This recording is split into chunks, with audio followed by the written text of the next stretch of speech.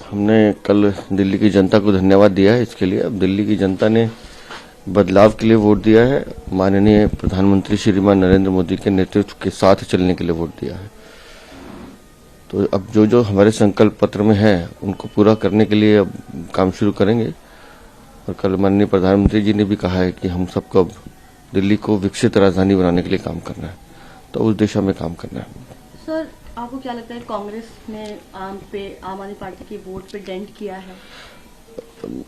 हम इसे डेंट नहीं मानते। दोनों पार्टी अपने अपने वर्चस्व की लड़ाई लड़ रही हैं और राजनीतिक क्षेत्र में हर पार्टी को अधिकार है चुनाव लड़ने का।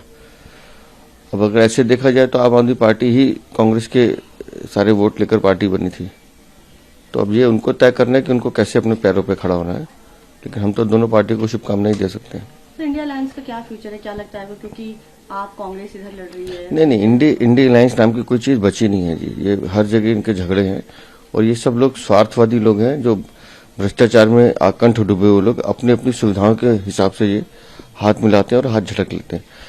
अब ये गठबंधन ऐसा गठबंधन नहीं है, ये अलग अलग राज्यों के हिसाब से चुनाव लड़ता है। तो मुझे लगता है ये मौका परस्त लोग हैं, इन पर बहुत ज्यादा चिंता नहीं करनी चाहिए।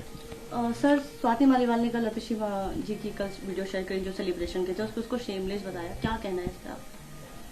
अब एक महिला ने दूसरे महिला के लिए टिप्पणी की, मुझे नहीं बोलना चाहिए, लेकिन आतिशी मारलेना को इस बार का एक बार आत्मचिंतन करना चाहिए कि जब उनकी पार्टी के मुखिया और बड़े बड़े धुरंधर जिनको वो अपना नेता मानती हैं वो सब चुनाव हार गए, उसके बाद कितना सेलिब्रेशन करना और किस बात का सेलिब्रेशन करना, ये उनको सोचना चाहिए। कल संदीप दीक्षित जी ने भी परवेश वर्मा जी को ट्वीट करके बधाइयां दी कि वो उस कॉन्स्टिट्यूएंसी से जीते, तो एक तरह से कहीं न कहीं वो भी इस चीज की सराहना कर रहे हैं, तो क्या कहना है?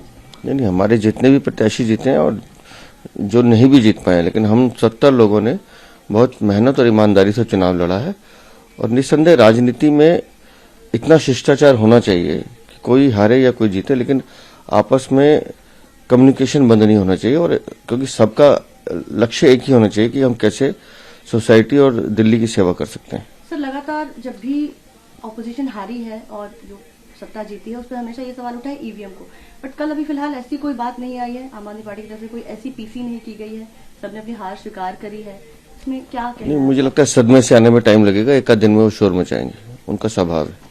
प्रधानमंत्री जी ने कल शाम को बीजेपी मुख्यालय में जो लोगों को एड्रेस किया आप सभी के सामने, और उन्होंने ये बात कही कि जो सीएजी की जो रिपोर्ट है वो दिल्ली असेंबली से पहले होगा। ये हम अपनी चुनावी रैली में भी कह चुके थे कि जैसे ही पहली कैबिनेट की बैठक होगी 14 सीएजी की जो रिपोर्ट है वो विधानसभा पटल पर रखी जाएंगी और जितने भी घोटाले हुए हैं उन घोटालों की जांच के लिए एसआईटी का गठन भी किया जाएगा। सर, गवर्नमेंट कब तक फॉर्म होगी, विधायक दल की मीटिंग और सीएम फेस किसको हम मान सकते हैं? अब ये निर्णय तो हमारे केंद्रीय नेतृत्व को करना है और मुझे लगता है हमारे लिए ये प्रश्न बेमानी है, क्योंकि अब हमारा सबका फोकस विकास के लिए है, दिल्ली को कैसे बेहतर बनाना उस दिशा में काम करेंगे।